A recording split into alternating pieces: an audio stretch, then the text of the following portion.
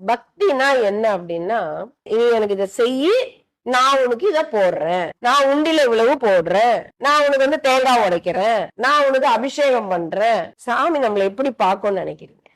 நம்ம அப்ப கடவுள்கிட்ட என்ன பண்ணிட்டு இருக்கோம்னா வியாபாரம் தான் பண்றோம். ஒரு தாய் வீட்டுக்கு பொண்ணு வருது, திருமணம் முடிச்சு போயிட்டு பொண்ணு வரா, 10 நாளா வந்து பாக்கல, இல்ல ஒரு மாதமா வரவே இல்லை, அம்மாவை அப்படியே ஒரு போன் இல்ல, ஒரு வாட்ஸ்அப் இல்ல, ஒரு எதுவுமே மெசேஜ் இல்ல, அம்மா பதறுவாங்க. வரும்போது எப்படி வரணும்? 1 மாதம் கழிச்சு வரா, எப்படி வரணும்? அம்மாவை பார்க்கல, இவ்வளவு நாள் அம்மாவை விட்டு பிரிஞ்சது இல்ல, சின்ன வயசுல அந்த முந்தானியே புடிச்சிட்டு அப்படியே சுத்தன குழந்தையா இருக்கும், அம்மா பக்கத்துல படுத்துக்க அத்தனை போட்டி போட்டதா இருக்கும்.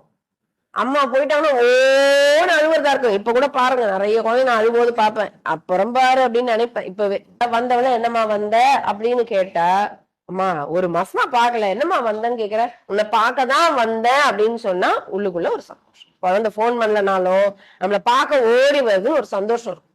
ஆனா வந்த குழந்தை அடுத்த ஒரு 2 நிமிஷத்துக்கெல்லாம் மிளகா பொடி தீர்ந்து போச்சு, மஞ்சத்தூள் தீர்ந்து போச்சு, மாவு தீர்ந்து போச்சு, இது இன்னும் லிஸ்ட் போடாது, உன்னை பார்க்க வந்தேன்னு. இப்ப அவங்க அம்மா கண்டிப்பா செஞ்சு தருவாங்க. தராம இருப்பாங்களா?